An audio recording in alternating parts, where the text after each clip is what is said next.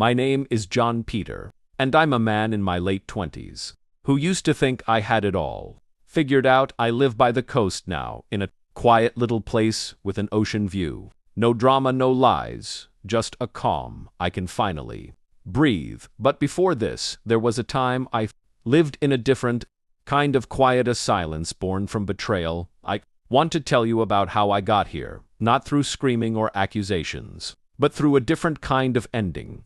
Lisa came home from dinner with her boss, her hair perfectly curled, and her lipstick still vibrant. I heard her laughing on the phone as she unlocked the front door of our apartment in Los Angeles, but as she stepped inside, the laughter stopped. She froze, staring into the room. My shoes weren't by the entrance.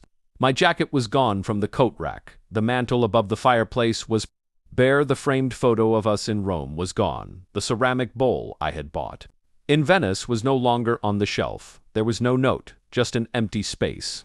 A profound silence filled the room, and all she could see was her own reflection on the black, empty television screen. She called my name twice. The third time, her voice cracked. But I wasn't there. I had already known this was coming. I hadn't screamed or made a scene. When I discovered a hotel receipt in her coat pocket a few weeks earlier, I simply folded it back up, hung the coat back in the closet, and smiled through dinner. I remembered the details. A 5-star hotel with a private terrace and champagne service. It was the same night as her quarterly strategy dinner, the one that had run 3 hours longer than usual. That night I did the dishes while she was scrolling on her phone in that quiet space between her laughter and her lies. Something inside me shifted. It wasn't heartbreak. It was colder, more purposeful. We had met in a bookstore in Chicago. A cliché, I know. She was in the philosophy section, and I was just killing time. She dropped her copy of The Stranger, and I picked it up for her. She told me I seemed like the type of guy who overthinks everything. I replied that she seemed like the type of woman who would run away when things got tough. She just laughed and called me arrogant.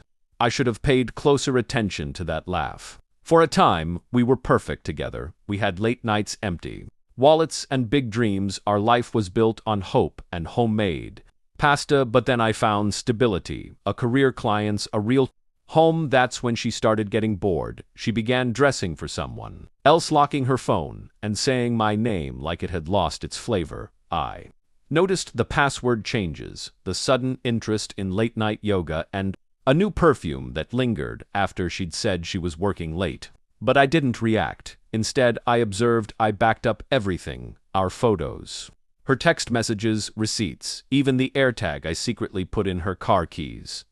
Needed evidence, not for her, but for myself. Once I had everything, the phone calls, the calendar entries, the picture of them leaving a hotel together, I didn't get angry. I got ready. My first step was financial separation. I called our accountant and had him quietly transfer our joint assets into a separate account under my name. It was all structured legally and executed discreetly. Second, I updated my will. I had a lawyer draft a document confirming that all my investments were mine before we were married. She hadn't signed any prenuptial agreement, and I made sure of it. Third, I packed my things. I didn't just take my clothes. I took my identity, everything I brought into that house. I took back my art, my books, my personal photos, even my mother's ring, which she had kept in her jewelry drawer, was gone. The morning of her business dinner, I waited until she had left. Then I moved out with the help of 2 friends and a truck. The whole process took only 4 hours. By the time she ordered her second drink that night, my history had vanished from that house. There was no argument, no shouting, no closure, just an empty void. But I did leave one thing in the bedroom drawer where she kept her jewelry and her secrets. I left an envelope inside. She would find a copy of the hotel receipt, a printed photo of her and the other man, and a handwritten note that read, "You were always free to leave, but you were never free to lie. I prefer the truth." Her first text message arrived at 11:42 p.m. "Where are you? What is this?" At 12:10 a.m. "Please, let's talk then." At 103 a.m. Didn't mean for it to get this far. I never replied. She didn't deserve to hear my voice again. A week later, I heard she had taken some time off work and had been telling her friends that I just left without a warning, but people talk, especially the ones who knew us both. She couldn't control the narrative. They knew what she had done because I had left a precise trail of information. In the right hands, it was discreet, deliberate, and just enough truth to destroy the lies she was trying to create. I also found out that her boss was a married man with 2 kids and had been transferred to a different state.